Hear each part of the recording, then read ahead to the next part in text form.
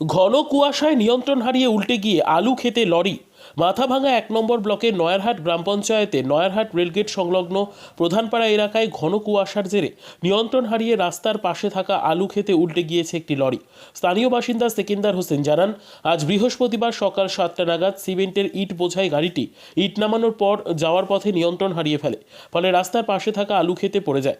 খবর পাওয়া মাত্রই স্থানীয় লোকেরা এসে ভিড় জমায় ঘটনাস্থলে। তবে ড্রাইভার সহ অন্যান্যদের তেমন কোনো ক্ষয়ক্ষতি হয়নি বলে জানা গিয়েছে।